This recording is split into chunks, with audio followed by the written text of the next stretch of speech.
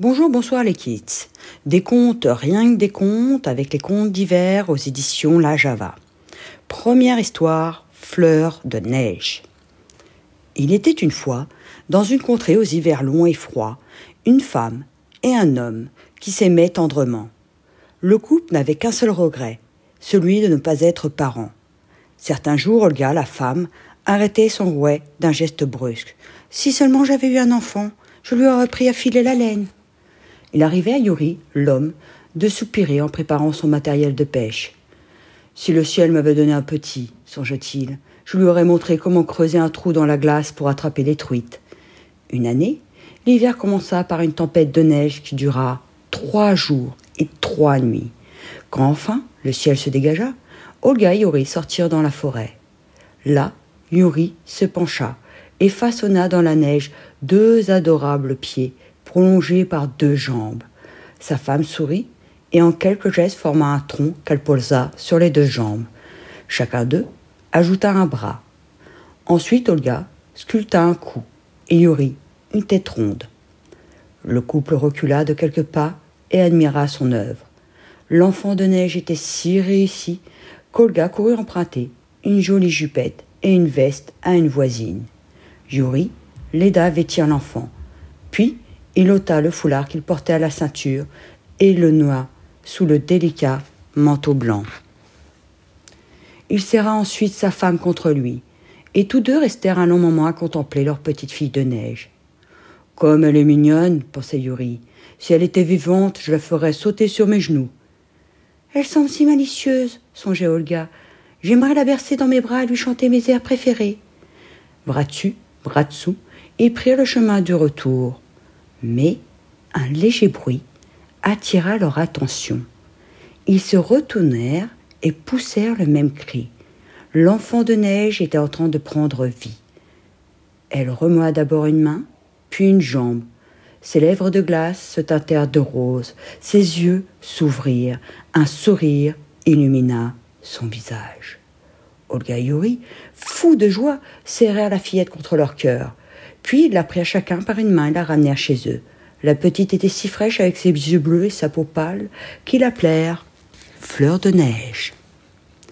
C'était une enfant enjouée, serviable et d'un esprit particulièrement vif. Olga lui apprit à filer la laine et Yuri lui montra comment pêcher la truite dans le lac gelé. Fleur de neige était câline. Yuri la faisait sauter sur ses genoux et elle riait aux éclats. Le soir, Olga la berçait dans ses bras et lui apprenait les chansons de son enfance. Mais ce que la petite préférait, c'était jouer dans la neige. Elle n'avait jamais froid et adorait les batailles de boules de neige, les courses dans la forêt et les descentes en luge. Les enfants du village recherchaient sa compagnie. Dans le secret de son cœur, la fillette avait une préférence pour Misha, un jeune berger, aux boucles brunes et aux yeux noirs. Un matin, Olga aperçut les premiers perce-neige. Yuri remisa sa scie à glace. La neige fondit par plaques avant de disparaître complètement. Dans les buissons, les oiseaux chantaient à tue-tête. La nature reprenait vie, mais Fleur de neige semblait morose. Elle passait de longues heures assise à l'ombre de la maison, sans rien faire. De temps à autre, une larme coulait sous sa joue pâle. Pour célébrer le printemps, les villageois organisaient chaque année une fête dans la forêt. Fleur de neige n'avait guère envie d'y aller, mais comme Olga et Yuri insistaient, elle les accompagna. Quand ils arrivèrent dans la clairière, garçons et filles dansaient la farandole autour d'un feu de joie. Fleur de neige prit soin de se tenir à bonne distance. Puis vint le moment que tous attendaient. Chaque garçon choisissait une cavalière, et le couple, ainsi formé, sautait au-dessus du feu en formulant un vœu. Quand vint le tour de Misha, il se dirigea vers Fleur de neige et la prit par la main. Elle ne sut résister aux beaux yeux de son cavalier. Ils prirent leur élan et sautèrent. On entendit un petit bruit mouillé, et l'enfant de neige, d'un seul coup, s'évapora dans les flammes. De la jolie Fleur de neige ne restait que quelques gouttes froides dans la paume de Misha. Il les porta à ses lèvres. À ce moment-là, une voix chuchota aux oreilles d'Olga et Yuri. « Attendez-moi, je reviendrai avec la première neige, tel est mon vœu. » Deuxième histoire, Anouchka et l'ours. Dans un pays de vent, de neige et de froid, vivait une petite fille nommée Anouchka. Elle habitait une isba en rodin de bois à la lisière de la forêt avec ses grands-parents. L'hiver, le grand-père chassait toutes sortes de bêtes à poil ou à plumes. La grand-mère préparait des petits pâtés de canard, des terrines de lapin et du civet de biche. Pendant les quelques semaines de la belle saison, le grand-père cueillait de pleins paniers de framboises, de myrtilles et de noisettes. De merveilleuses odeurs de tartes de confiture et de compotes envahissaient la maison. La petite Anouchka aidait sa grand-mère. Elle hachait la viande, surveillait la cuisson des gâteaux et confectionnait des beignets. Sa spécialité était la tourte aux framboises. La pâte était dorée, croustillante à souhait, et la garniture moelleuse. Un jour d'hiver, Anouchka glissa 2 galettes encore tièdes dans sa poche, embrassa sa grand-mère et se dirigea vers l'étang gelé. Elle patina une bonne partie de l'après-midi et ne vit pas les nuages dans le ciel. Lorsque les premiers flocons tombèrent, elle prit le chemin du retour. Elle n'était plus très loin de l'isba quand la tempête se leva. La neige tombait si drue que l'enfant dépassa la maison rodin de bois et pénétra dans la forêt. Elle marcha longtemps, épuisée et frissonnant de froid. Elle grignota une des galettes et cela lui redonna du courage. Elle reprit sa marche. À la tombée du jour, Anouchka aperçut une lumière au loin. Guidée par cette lueur, elle se trouva bientôt devant la porte d'une cabane. Elle frappa. La porte s'ouvrit. Un ours gigantesque se dressait sur le seuil. « Entre !» gronda-t-il. « Tu me parais délicieuse. » Que pouvait faire Anouchka ? Elle était si fatiguée. Elle entra. L'animal montra un fauteuil devant la cheminée. « Assis-toi là, petite fille.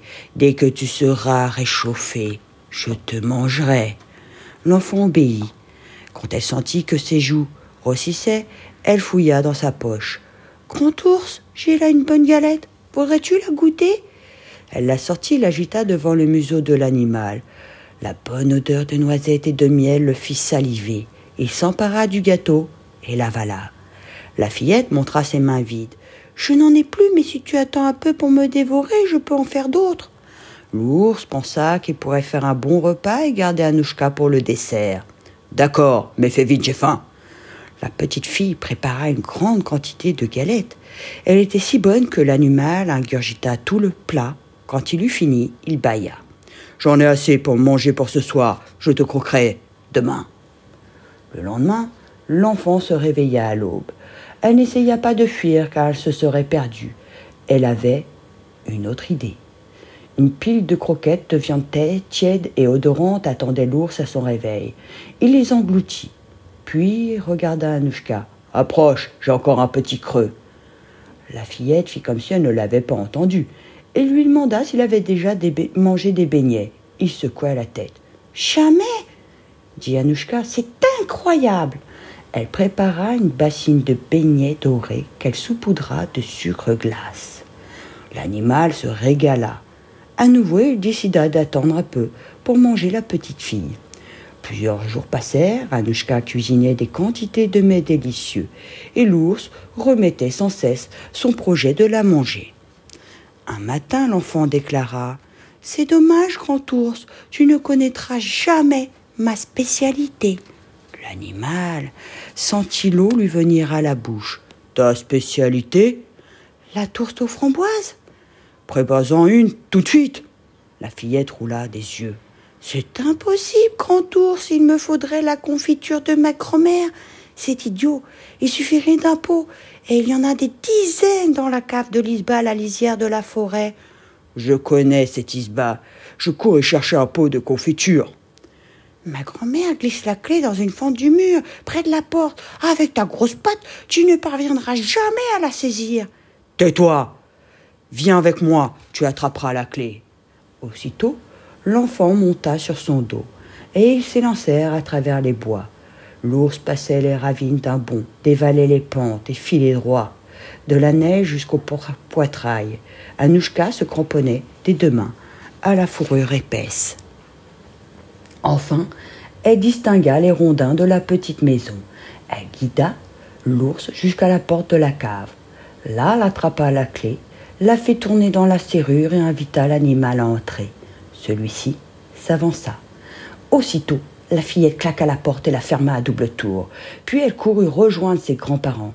Ils la couvrirent de baisers, des larmes de joie coulaient sur leurs joues ridées. Quand ils apprirent qu'un énorme ours était enfermé dans leur cave, ils se regardèrent effarés. Qu'allait-il en faire ? Mais Anouchka avait pensé à tout.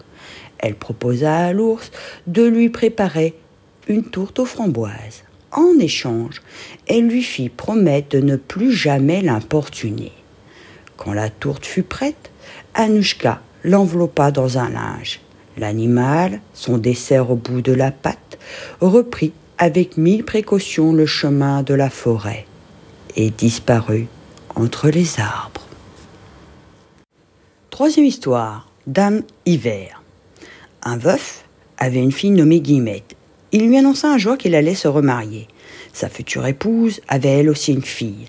Les deux enfants avaient le même âge, mais des caractères bien différents. Guillemette était douce et travailleuse. Hortense, gâtée par sa mère, était coquette et paresseuse.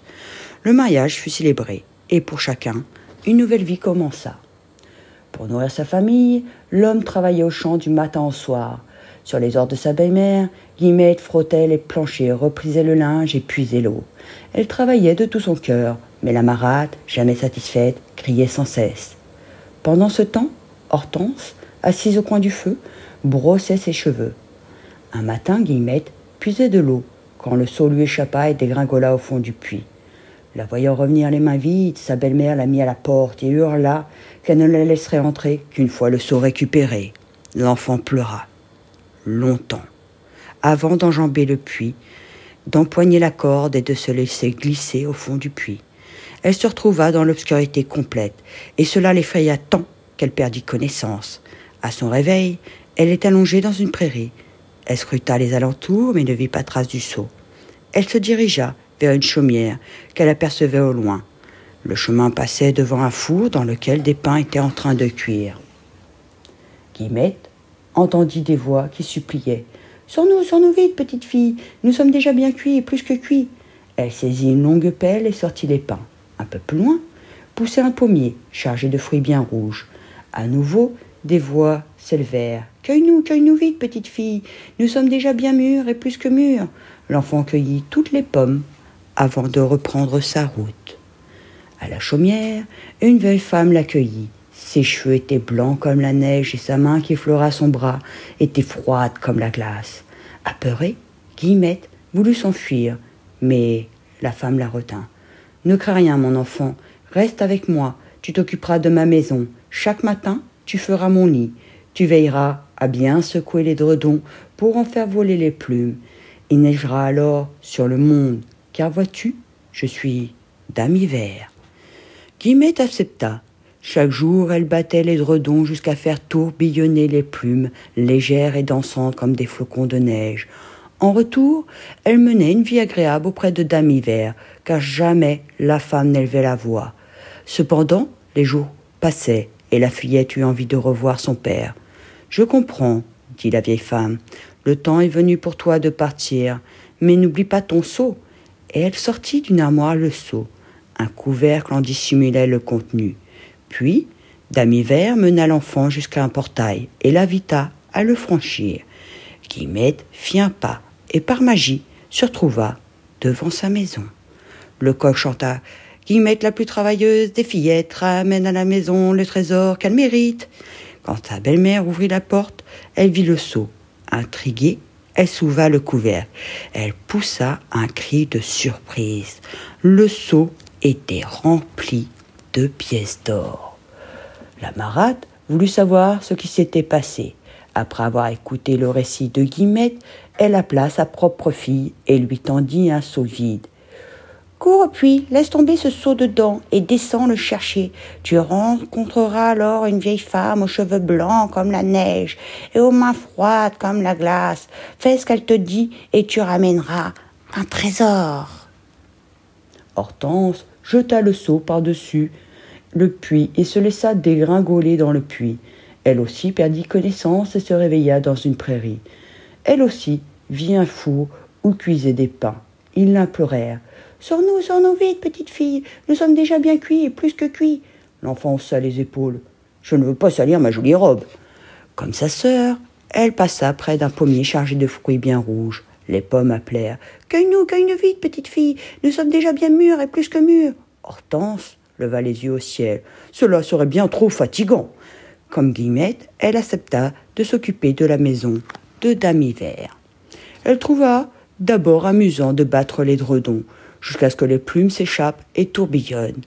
Mais très vite, elle se lassa et se contenta de tapoter l'édredon sans faire voler la moindre plume.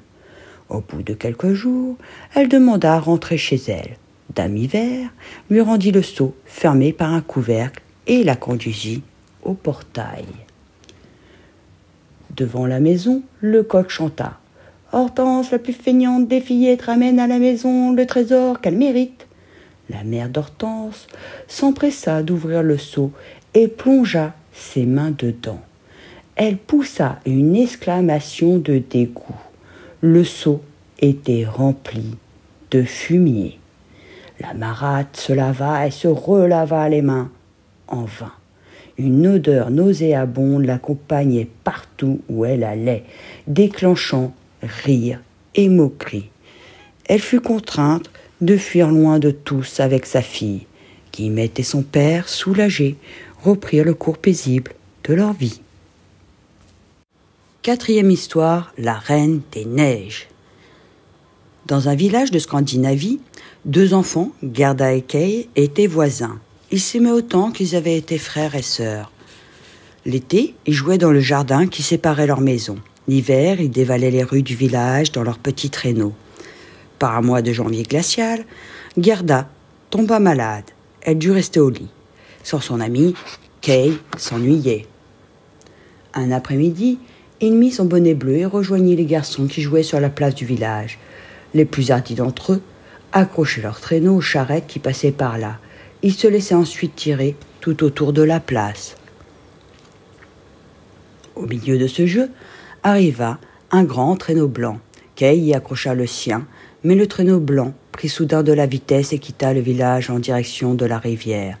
L'enfant tenta de se détacher mais n'y parvint pas. Solidement arrimé, il allait toujours plus vite. Il cria, mais personne ne l'entendit.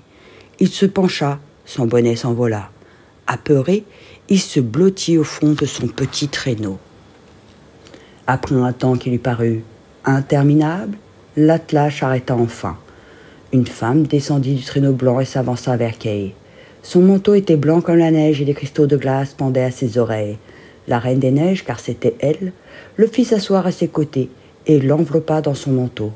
Il sembla au garçon qu'il tombait dans un gouffre de neige. « As-tu froid ?»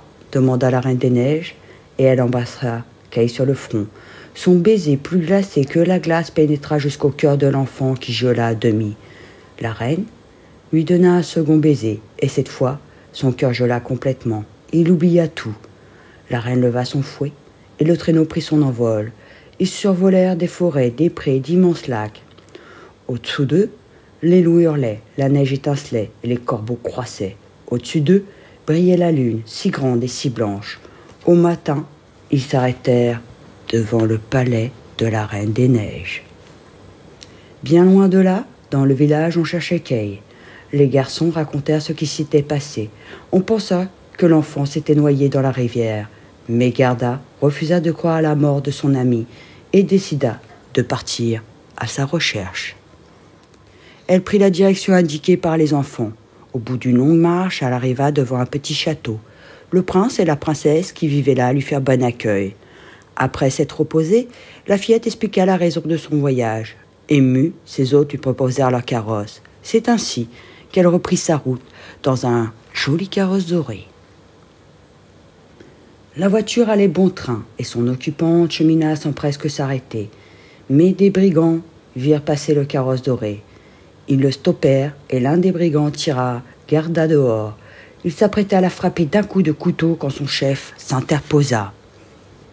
La fillette pourrait être une compagne pour sa propre fille Rania, qui menait une vie de sauvageonne avec un hibou et un renne pour seul ami. Gerda fut conduite à la demeure des brigands, une sombre bâtisse au cœur de la forêt. Les deux enfants s'entendirent tout de suite. Gerda raconta la disparition de Kay. Rania voulut lui présenter ses camarades de jeu. Elle mena Gerda au pied d'un grand sapin et siffla. Un grand renne arriva, suivi d'un hibou. Gerda poussa un cri.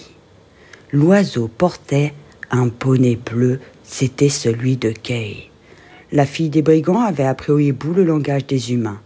Il expliqua que le bonnet était tombé d'un petit traîneau accroché à celui de la Reine des Neiges. « La Reine des Neiges ? Mais où allait-elle, le sais-tu » Le hibou hocha la tête. « Probablement en Laponie, c'est là que se trouve son palais. »« En Laponie ? Jamais je n'y arriverai si loin !» Le hibou montra le renne. « La Laponie est son pays. Si tu veux, il t'y emmènera. » Gerda sauta de joie. Rania lui conseilla d'attendre la nuit pour partir, afin que les brigands ne la voient pas s'éloigner. Quand l'obscurité fut complète, l'enfant monta sur le dos du renne et l'animal s'élança. Ses sabots semblaient à peine toucher terre. Ils traversèrent des forêts, des prés et longèrent d'immenses lacs. Autour d'eux, les loups hurlaient. La neige étincelait et les corbeaux croissaient. Au-dessus d'eux brillait la lune, si grande et si blanche. Au matin, ils s'arrêtèrent devant le palais de la Reine des Neiges. Le traîneau blanc n'était pas là. La reine s'était absentée, laissant Kay tout seul. Gerda franchit la porte du palais. Elle traversa plusieurs salles. Enfin, elle reconnut la silhouette de son amie. Elle lui sauta au cou. « Kay, je te retrouve enfin !» Mais l'enfant, raide et immobile, resta sans réaction. La fillette, voyant les reflets bleutés de sa peau, le crut mort et pleura. Ses larmes brûlantes coulèrent sur la poitrine du garçon, pénétrèrent jusqu'à son cœur et firent fondre le bloc de glace qui s'était formé. Kay sortit de sa torpeur. « Gerda, adorée, où sommes-nous ? Comme il fait froid ici !» Il serra son ami dans ses bras et tous deux pleurèrent de joie. Gerda lui embrassa les joues et elle devint toute rose. Main dans la main, les deux enfants quittèrent le palais de la Reine des Neiges. Ils montèrent sur le dos du renne. Quand ils arrivèrent au village, l'été était là. 5e histoire, la petite fille aux allumettes. C'était le dernier jour de l'année et il neigeait depuis le matin. Dans les rues, les passants, bien emmitouflés, les bras chargés de paquets, hâtaient le pas, pressés de rentrer chez eux. Déjà, il commençait à faire sombre. L'un après l'autre, les lampadaires se mettaient à briller. Personne ne prêtait attention à la fillette qui marchait dans la foule.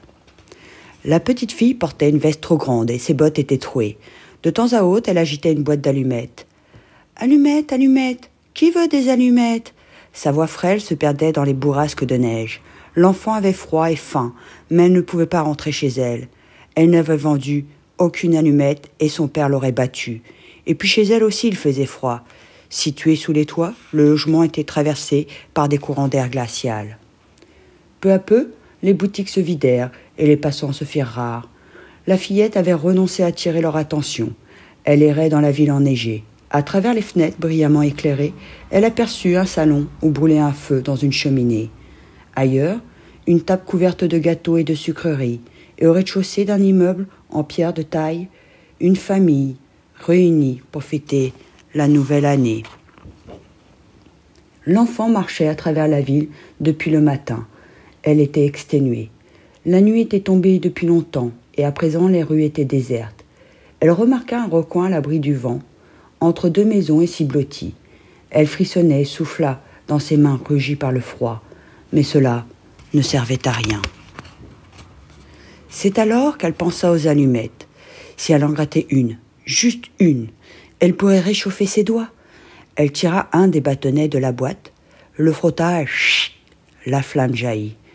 Elle tint sa main autour et la petite langue orangée grandit. Elle sentit une chaleur bienfaisante et il lui sembla qu'elle se trouvait devant un grand poêle dans lequel ronflait un feu de bois. Elle voulut s'approcher pour mieux profiter de cette douceur, mais pfft, la flamme s'éteignit et le poêle disparut. La fillette se retrouva sur le trottoir gelé, un petit bout de bois, noirci à la main. Elle frotta une seconde allumette. La flamme, droite et claire, illumina le mur et dessina une fenêtre. Émerveillée, la petite découvrit une table recouverte d'une nappe blanche où étaient disposées des assiettes et des plats de porcelaine. Dans l'un d'eux trônait une oie bien dorée, entourée de pommes et de marrons. La délicieuse odeur de la volaille vient chatouiller la narine de l'enfant. À l'instant où elle tendait la main pour saisir une fourchette posée sur la table, la flamme mourut et il ne resta que le mur gris. Vite, la fillette craqua une autre allumette. Cette fois-ci, un sapin de Noël surgit dans le halo lumineux. L'arbre étincelait, pareil de boules multicolores et de guirlandes chatoyantes. Éblouie, elle étendait le bras vers une boule argentée quand... l'arbre s'évanouit dans le noir. La petite fille gratta une à une toutes les allumettes de la boîte. À chaque fois, une nouvelle et merveilleuse vision s'offrait à elle. À la fin, une myriade d'étoiles vint danser autour d'elle et lui tracer un chemin qui menait là-haut, bien au-dessus de la ville. Elle ferma alors les yeux et s'endormit. 6e histoire, la moufle. Par une froide journée d'hiver, un garçon tirait sa luge sur le chemin de la colline. Il perdit sa moufle, mais il était tellement pressé d'aller s'amuser qu'il s'en aperçut pas. Un moineau sautillait dans la neige, il découvrit la moufle. Voilà une maisonnette bien mignonnette et qui semble fort douillette. Et hop, l'oiseau se faufila dans la moufle et s'endormit. Peu après, un lapin traversa le chemin en bondissant. Il remarqua la moufle et s'arrêta. Voilà une maisonnette bien mignonnette et qui semble fort douillette. Le lapin passa la tête à l'intérieur de la moufle et vit le moineau blotti au fond.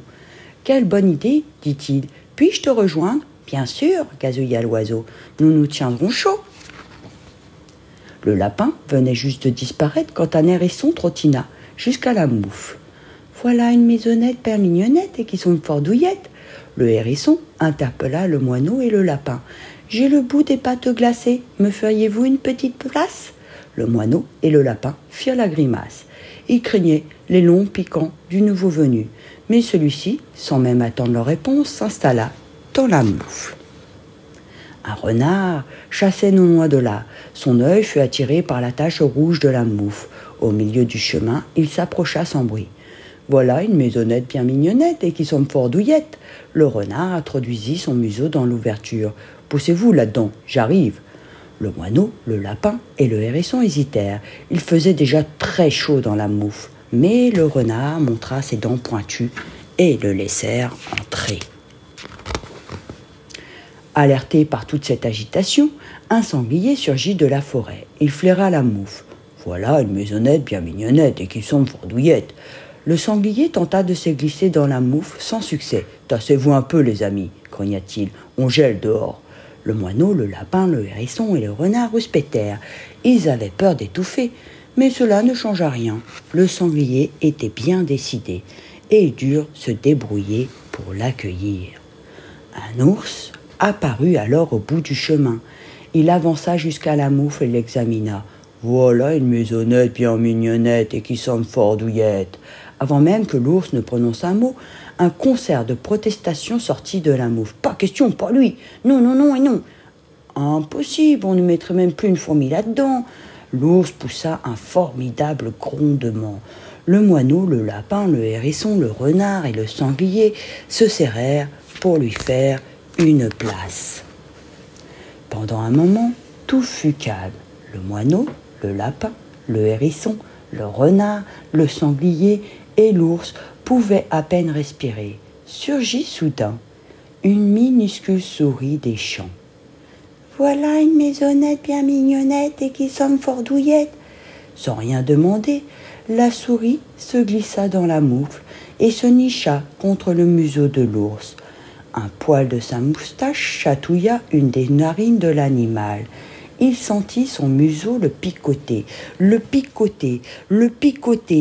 plus en plus fort, et tchoum, il éternua. La moufle vola en l'air, les animaux roulèrent dans la neige avant de s'enfuir dans toutes les directions. La moufle retomba au milieu du chemin. Quelques instants plus tard, le garçon qui rentrait de la colline ramassa sa mouffe. Elle lui sembla un peu plus grande que l'autre. 7e et dernière histoire, le sapin. Un jeune sapin, aux aiguilles vertes et tendres et aux branches joliment disposées, poussait dans la forêt au sommet d'une petite butte. L'été, le soleil l'éclairait tout le long du jour, et le souffle du vent le rafraîchissait. L'hiver, il était protégé du froid et de la neige par ses frères plus âgés qui l'entouraient, élancés et majestueux. Souvent, des promeneurs s'arrêtaient, attirés par sa beauté, et les enfants dansaient autour de lui. Mais le petit sapin ne prêtait garde d'attention aux caresses du soleil et aux rires des enfants. Une seule et unique pensée l'obsédait, grandir. Grandir le plus vite possible et quitter la forêt. Chaque hiver, aux premières neiges, des hommes choisissaient les conifères les plus grands, les abattaient à coups de hache et les emportaient. Ils vont découvrir le vaste monde, pensait le sapin envieux, et il se grandissait autant qu'il le pouvait. Mais jamais les bûcherons ne semblaient le voir. L'arbuste, déçu, s'enfonçait dans son chagrin jusqu'à l'hiver suivant. « Profite des beaux jours, murmurait le soleil. Sens comme je suis doux, soufflait le vent. Écoute nos chants, gazouillaient les oiseaux. Le sapin ne les entendait pas. Vint un hiver où 2 bûcherons montèrent au sommet de la butte. Ils examinèrent l'arbre. Celui-ci, le cœur battant, s'étira autant qu'il le put. Mais un des hommes secoua la tête. « Attendons, dit-il à son compagnon. L'hiver prochain, il sera parfait. » La déception du sapin fut immense. Encore toute une année, une interminable année à passer dans la forêt, pensa-t-il. Pour tromper son impatience, il demanda à un moineau de suivre les conifères abattus. Où allait-il? Que devenait-il? Ce que l'oiseau raconta à son retour dépassait ses rêves les plus fous. Les arbres, pépère le moineau, partaient pour la ville. On les déposait sur une place et chacun d'entre eux était choisi par un passant qui l'emmenait chez lui. Là, il était paré de décorations. On le fêtait, on l'admirait, on lui chantait des chansons. Il sembla au sapin que l'hiver suivant ne viendrait jamais. « Sens comme je suis chaud, murmurait le soleil. Vois comme la forêt est belle, soufflait le vent. Savoure ta jeunesse, chantaient les oiseaux. Mais l'arbre, tout occupé à rêver du merveilleux destin qui serait le sien, n'écoutait rien. Enfin l'hiver arriva. L'arbrisseau avait grandi. Avec ses aiguilles d'un vert profond et sa ramure qui se déployait avec grâce, il avait fière allure. Il fut un des premiers à être abattu. Il ressentit une vive douleur et s'évanouit avant d'avoir touché le sol. Quand il revint à lui, il était sur une place de la ville, au milieu de ses frères de la forêt. Une petite fille, accompagnée de son père, le montrait du doigt. « Celui-ci, c'est le plus beau de tous !» Quelques heures plus tard, le sapin était dressé au milieu d'un grand salon. Des enfants entrèrent dans la pièce et battirent les mains en le voyant. Puis, tout se passa, comme l'avait dit le moineau. On le para de boules multicolores, de guirlandes scintillantes, et même de sucre d'orge et de sucettes. On fixa à sa cime une grande étoile dorée. On l'admira et on le chanta. Épuisé par toutes ses émotions, il s'endormit. Des cris le réveillèrent. Tout autour de lui étaient entassés des cadeaux enveloppés de papier brillant. Les enfants déchiraient les emballages et en sortaient des jouets. De temps à autre, l'un d'eux arrachait une sucette ou un sucre d'orge abîmant ses rameaux. Puis les lumières s'éteignirent et le calme revint. Les jours suivants, le sapin, vexé, remarqua que plus personne ne lui accordait un regard. Mais le pire restait à venir. Un matin, la petite fille le dépouilla de ses décorations et le traîna jusqu'à une cave où elle l'abandonna. Il attendit patiemment que l'on se souvienne de son existence. Bientôt, pensait-il, on reviendra me chercher, on me couvrira d'étoiles, et à nouveau, je serai le roi de la maison. Mais le temps s'écoulait et rien ne se passait. Un jour, une souris traversa la cave et le salua. « Bonjour, vieux sapin !» et voulut protester, mais remarquant soudain ses branches desséchées et ses aiguilles jaunies, il resta sans rien dire. « D'où viens-tu » demanda la souris. Le cœur serré, le sapin se souvint de son enfance dans la forêt. Il raconta le soleil, le vent et le chant des oiseaux. « Comme tu as dû être heureux !» s'exclama la souris. À nouveau, l'arbre ne dit rien. Il demeura Encore quelques jours dans cette cave. Un matin, on le tira de là pour l'emmener dans un jardin. C'était une belle journée de printemps. Les oiseaux chantaient, le sapin frémit en sentant la chaleur du soleil et la caresse du vent. Il ferma les yeux pour mieux profiter de ce bonheur retrouvé. Il ne vit ni la main qui le saisissait, ni les flammes qui, en instant, le dévorèrent. Aux petits, moyens, grands kids et bien sûr aux adultes, merci d'avoir écouté les contes d'hiver aux éditions La Java et on se retrouve bientôt pour de nouvelles aventures.